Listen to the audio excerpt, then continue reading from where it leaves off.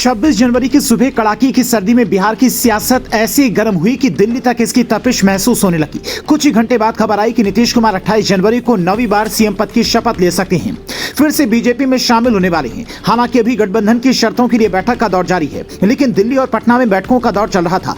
तो वहीं बिहार की बेतिया में मनीष कश्यप का फोन भी लगातार घनघना रहा था। फोन के उस तरफ कौन था ये नहीं पता था, लेकिन इतनी जानकारी मिली कि सरकार बदलते ही मनीष को बड़ी जिम्मेदारी मिलने वाली है। उन्हें 3 तरह के पद ऑफर किए जा सकते हैं। पहला, राजस्थान में जैसे चुनाव से पहले ही सुरेंद्र पाल सिंह टीटी को मंत्री बनाया गया था, वैसे ही मनीष को मंत्रिमंडल में जगह दे दे। और चूंकि बिहार में विधानसभा परिषद भी है, इसीलिए बिना चुनाव लड़े भी मनीष विधायक बन सकते हैं। दूसरा, बीजेपी में किसी को भी सीधा पद नहीं मिलता, इसीलिए मनीष को हो सकता है कि कहा जाए कि 2024 चुनाव में बीजेपी को जिताने में मदद कीजिए और फिर पद पाइए। तीसरा, बीजेपी में अगर कोई नेता मनीष का करीबी है तो वो मनोज तिवारी ही हैं। जेल से लेकर घर तक मुलाकात कर चुके हैं। ऐसे में मनोज की तरह ही मनीष को संगठन में कोई पद मिल जाए।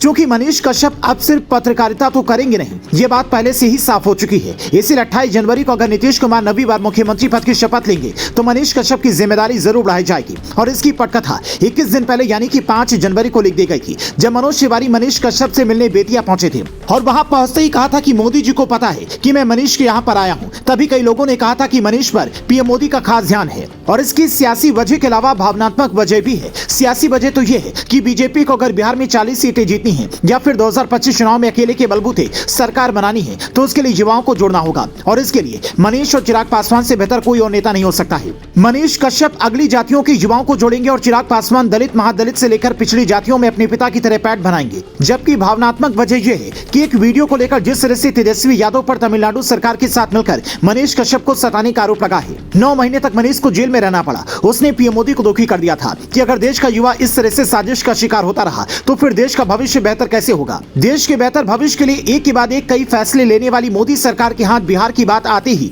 ऐसा लगता है कि बन जाते हैं, क्योंकि बिहार जाति की सियासत में ऐसा उलझा हुआ है कि चारा चोर के आरोप में जेल जाने के बावजूद भी लालू विकास की छवि वाले नीतीश से ज्यादा सीटें जीत जाती हैं। पर अब लगता है कि बिहार का भविष्य बदलने वाला है, क्योंकि नीतीश की सरकार जिस तरह से महीनों से वेंटिलेटर पर पड़ी है, उससे बिहार की जनता यह समझ चुकी है कि अगर नीतीश को 2025 के चुनाव में भी चुना तो वो कब पाला बदलने पता नहीं चलेगा। सरकार भले ही 5 साल के लिए चुनी जाएगी, लेकिन इस 5 साल में नीतीश 5 बार भी पाला बदल सकते हैं। ऐसा लगता है कि उन्हें सरकार चलाने से ज्यादा बार बार मुख्यमंत्री पद की शपथ लेने में मजा आता है। हालांकि बतौर समर्थक मनीष को क्या पद मिलना चाहिए, कमेंट कर बताएं।